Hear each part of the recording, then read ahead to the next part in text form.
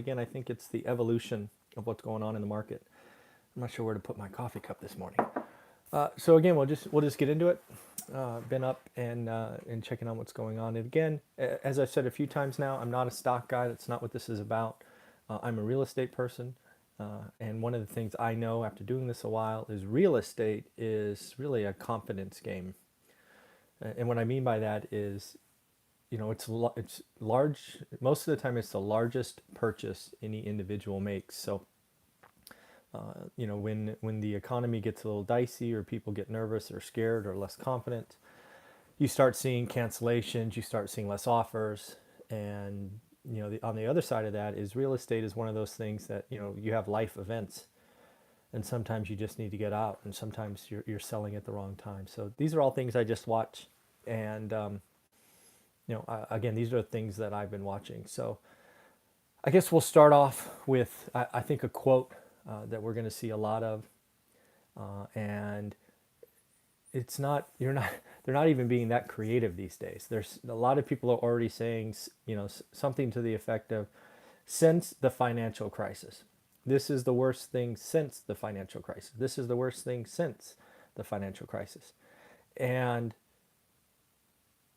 I guess I get it from a purely data perspective, but to say that the environment we're in now resembles anything close to the financial crisis of '06, '07, '08, whenever that time frame is foolish. It wasn't the same, debt levels and CDOs and Wall Street just slicing and dicing up, bonds and, various tranches and all of that stuff. So to say that this is the worst since the financial crisis makes logical sense, but to try to say or try to indicate that the same thing's going to happen this time is foolish, and I'm not okay with that. So just realize that sometimes the talking heads on TV and frankly YouTube aren't very creative, and maybe they're not even investors. Right? Maybe this is just their job. So watch for that. The other thing to realize is, I've said it for nearly a year now, right? I believe that at some point the media would get negative on real estate, and I think it's starting, and I think it's going to get a lot worse. And again, this is a good thing, right? When the media gets negative, all the weak hands flush out, people who weren't really serious flush out, and you still have these sellers that want to get out.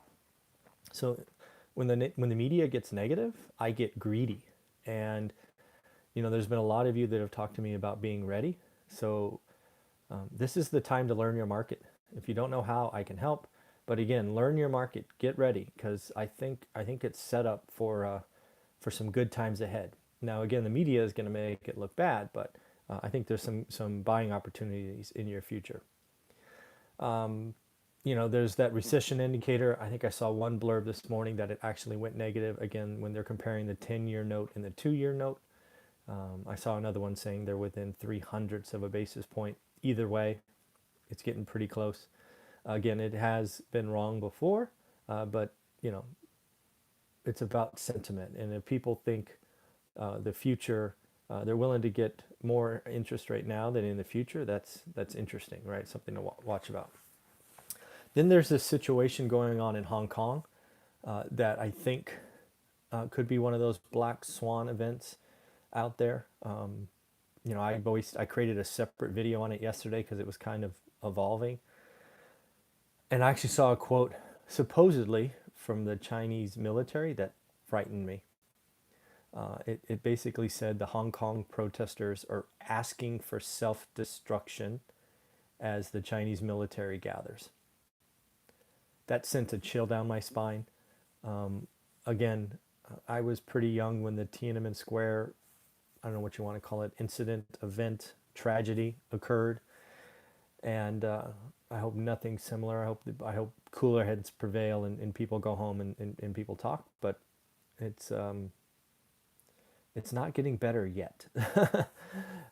Then there's a thing going on in Argentina. Another black swan could be. I remember, again, I was even younger then when I think it was called the Asian tiger crisis. Basically, there was a bunch of Asian countries who had a currency problem. I think this was in the early 80s, so I was really young.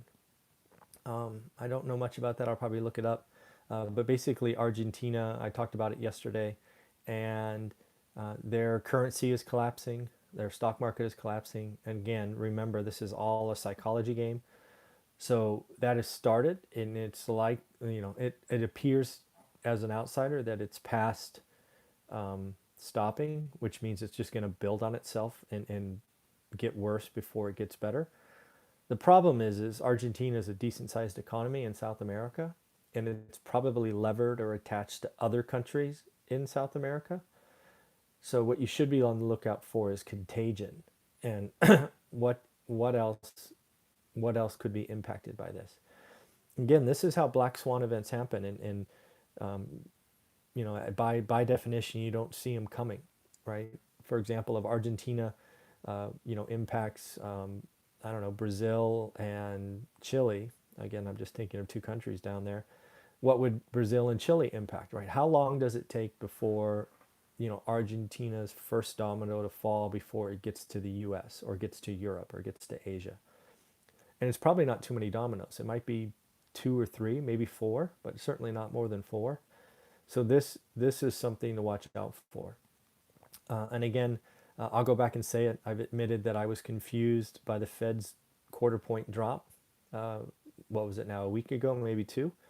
At this point, it wouldn't shock me if they lowered by another quarter point before the next meeting, right? I think there's a lot of stuff going on in the world economy that is pretty bad. If they don't lower by a quarter between now and the next meeting, I think there's a pretty good chance they lower by a half in the next meeting. I think it was J.P. Morgan talked about rates going to zero again, and I think they're right. I think this could happen, right? I think I was signing some loan docs yesterday for a property we're refinancing, and the notary who came to our house talked about there's he just left a house that got a 2.5% mortgage on a 30-year fixed.